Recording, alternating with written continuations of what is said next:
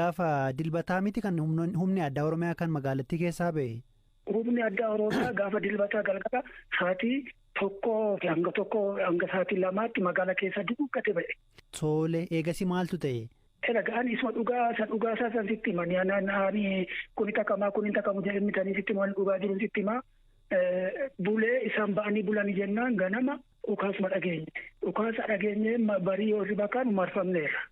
Marfamnee makaanu immoo walisa wallaalle yoo makaanu immoo nuti humna adda bilisummaa Oromootii jedhanii walgahii uummata walitti qabanii amma sana booddee. Qaamni edda addanaa ka'ee biyya kana bushaa jedhee nutti daawwalee isatiin waaminnaan dhufnee nu jedhani. Kana booddee namoota caasaa mootummaa asnaa ba'aa nan mariisisa jedhee meeshaa irraa fuudhanii sassaabanii meeshaa waraanaa. Meeqa fa'aa fudhatan tarii quba qabdu sun?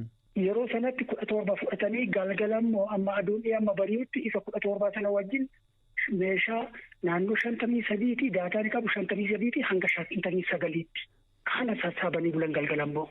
Kun gaafa wiixataati.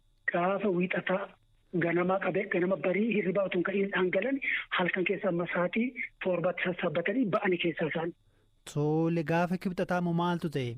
Gaafa kibxataa barii ka'e immoo isaan kun keessaa ba'anii yoo bulan hidhattoonni fiinxaalessa Amaaraa Faannoo kan jedhamani. Ajjeechaa mana gubaatii dararaa buqqaatii martirratti jammarani kanumaan uummanni kanumaan buqqa'ee biyya garaa garaatti ba'e. Nama meeqatu du'e ragaa qabduusin kan lakkooftan jiraa? Amma ragaan qabataman kan hawaasa keessa namni achii dhabne achii barbaanne jedhu nama 87 ture.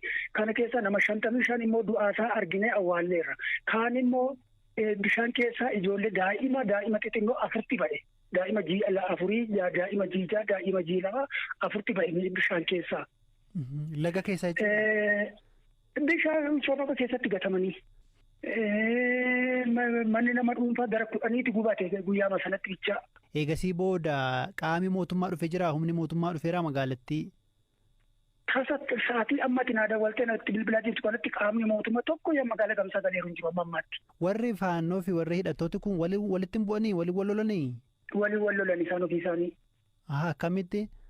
Ani sababa isaa wallaallee hamma ani idduutti dararamaa jiru uummatadha malee wanti wal lolu hin jiru tokko yamma ammaatti. Buqqaatii ganda 12 qabanneetu teenyutu akkas taane ganda 12 waggaa tokko nu bira baheeru buqqa'ee ganda Jaaboo Doobbaa ganda Sammoon Laammuu ganda Tombee Dangaa ganda Haroo Guddinaa ganda Lumphaa Waallii ganda Joojee ganda Baazilirraa Oromoon jiran gama Amaarri Ariyyee jennaan biyya keenyatti galan jiru isaan kun hagamsumarra jiru waan ta'eef. Haanuma qaamasuun qabu qaama dhimma kana.